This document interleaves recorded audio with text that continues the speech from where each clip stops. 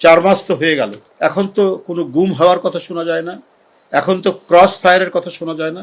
জুয়া নিষিদ্ধ করার জন্য বিল উত্থাপিত হচ্ছে। চীনের সাথে বাংলাদেশ, বিশেষ করে বিএনপির একটি ঐতিহাসিক সম্পর্ক রয়েছে, আপনারা জানেন। শহীদ রাষ্ট্রপতি জিয়াউর রহমানের সময় থেকে, স্বাধীনতা উত্তর শহীদ রাষ্ট্রপতি জিয়াউর রহমানের সময় থেকেই চীন বাংলাদেশের সম্পর্ক শুরু হয় এবং এটি ঐতিহাসিক পর্যায়ে উপনীত হয়। শহীদ রাষ্ট্রপতি জিয়াউর রহমান এবং পরবর্তী পর্যায়ে তার সহধর্মিণী দেশনেত্রী বেগম খালেদা জিয়া সময়ে এটি একটি ঐতিহাসিক মোড় ফেরা, যেটিকে বলে, সেই পর্যায়ে গিয়ে উপনীত হয়। এখন তাদেরই জ্যেষ্ঠ পুত্র জনাব তারেক রহমান, তার চীন সফর এখন চলছে।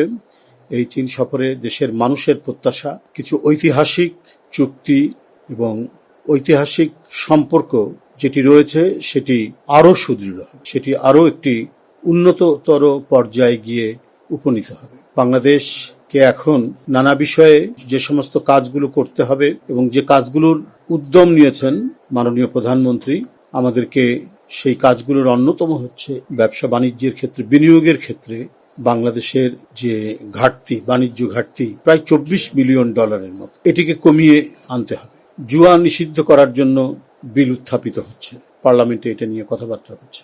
এই ধরনের সমাজ বিরোধী বিভিন্ন কর্মকাণ্ড সমাজ থেকে নির্মূলের যথাযথ উদ্যোগ নিচ্ছে বর্তমান নির্বাচিত বিএনপির সরকার। প্রতি সপ্তাহে সর্বোচ্চ বার বিকাশ পেমেন্টে 50 জন হবেন পেমেন্ট চ্যাম্পিয়ন। জিতে নিন টিভি সহ আকর্ষণীয় সব প্রাইজ। যখনই গণতন্ত্র বিপন্ন হয়েছে, মানুষের কথা বলা এবং চলাচল রাজনীতি করাকে যখন বন্ধ করেছে, তখন এই যুদ্ধের প্রধান সেনাপতি হিসাবে কাজ করেছে বাংলাদেশ জাতীয়তাবাদী দল এবং তার নেত্রী এবং নেতারা। দেশনেত্রী বেগম খালেদা জিয়া আজীবন সংগ্রাম করেছেন গণতন্ত্রের জন্য।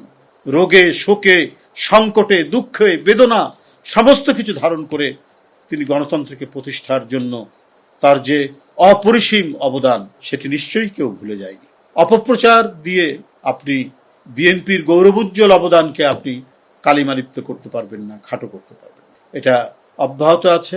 গণতন্ত্রের পথ চলা যেটা শুরু হয়েছে, সেই পথ চলা অব্যাহত থাকবে। পার্লামেন্টে এত কথা বলছেন, প্রধানমন্ত্রীকে নিয়ে নানা অপপ্রচার করছেন, কই এখন তো কোনো গুম হওয়ার কথা শোনা যায় না, এখন তো ক্রস ফায়ারের কথা শোনা যায় না। 4 মাস তো হয়ে গেল। রাজনৈতিক মত প্রকাশের কারণে কাউকে তো কারাগারে বন্দী করা হয়নি মিথ্যা মামলা দিয়ে। এইটাই হচ্ছে বিএনপির বৈশিষ্ট্য। বিএনপি যখনই ক্ষমতায় এসছে তখনই গণতন্ত্রের চূড়ান্ত যে আলোকময় যে পরিস্থিতি, পরিবেশ, সেইটা তারা তৈরি করেছে। বিএনপি 2001 থেকে 2006 পর্যন্ত যখন ক্ষমতায় ছিল তখন কত অপপ্রচার করেছে। স্বয়ং ফ্যাসিবাদের প্রধান প্রতিভূ শেখ হাসিনা নিরন্তরভাবে অপপ্রচার করেছেন বর্তমান প্রধানমন্ত্রী জনাব তারেক রহমানের বিরুদ্ধে, এবং তার সাঙ্গপাঙ্গও করেছে।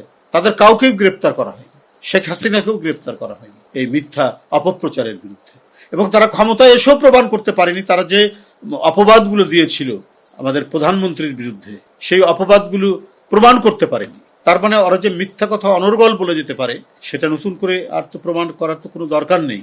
কেন ফ্যাসিজমের বৈশিষ্ট্যই হচ্ছে অপপ্রচার দিয়ে, মিথ্যাচার দিয়ে জনমনকে প্রভাবিত করা। কিন্তু শেখ হাসিনা এটা করতে ব্যর্থ হয়েছে।